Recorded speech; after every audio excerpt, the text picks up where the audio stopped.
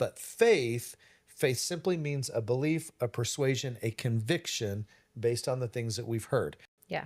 I expect that things are going to work out for me because Jesus paid it all and God's for me, not against me. I expect that healing belongs to me. I expect that I will overcome this challenge because the overcomer lives in me. That's what I expect. So faith in the now brings substance to the things that I had hoped for. It brings evidence of the things that I hadn't seen yet.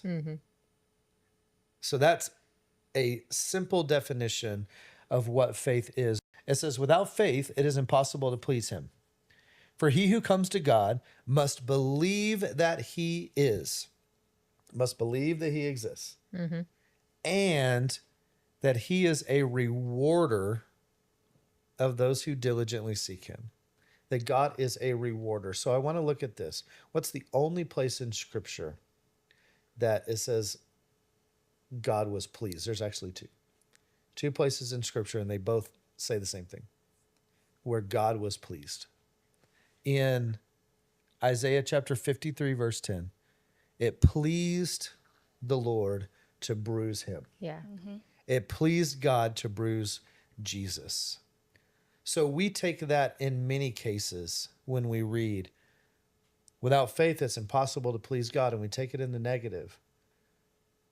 Without faith, it's impossible to please God. And so if I doubt that I'm not pleasing God, well, why don't we look at what did please God? Not at what doesn't please God, but what did. Without faith, it's impossible to please God. Faith in what? Faith that it pleased him to bruise Jesus. When I have faith that Jesus was bruised, that pleases God. Yeah.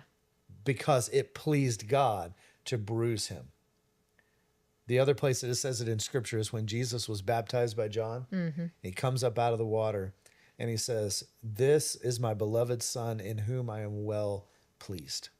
Who's he pleased with? Jesus. Because Jesus made a way for him to be pleased with us. I would argue this, that the only thing you need to have faith in is that Jesus died on the cross and rose again, and that was enough for everything.